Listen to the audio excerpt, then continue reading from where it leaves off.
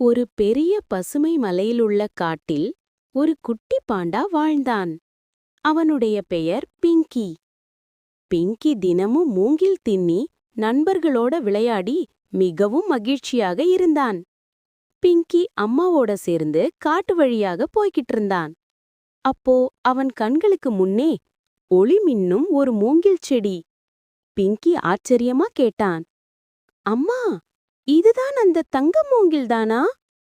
அம்மா பாண்டா பொன்னகை செய்து சொன்னாள், ஆம் பிங்கி, இது காட்டின் ஆசீர்வாதம். நல்ல மனசு கொண்டவர்களுக்கே இது கிடைக்கும். அந்த வார்த்தையை கேட்ட பிங்கி மனசுக்குள் ஒரு வாக்கு கொடுத்தான். இனி நானும் நல்ல வேலைகள் செய்யணும், யாரையும் காயப்படுத்தக்கூடாது. ஒரு மழைக்கால நாள் ஒரு சிறிய மான் காயமடைந்து அழுதது. பிங்கி உடனே ஓடி சென்று அதை ஆறுதல் சொல்லினான். அதுக்கு மூங்கில் இலைகளைக் கண்டு மெதுவா தழுவினான். அந்த இரவு வானம் ஒளிர்ந்தது. தங்க மூங்கில் பிங்கியின் முன்னால் தோன்றியது. பிங்கி, உன் நல்ல மனதிற்காக நான் உன்னுடைய நண்பனாகிறேன் என்று சொன்னது தங்கமூங்கில்.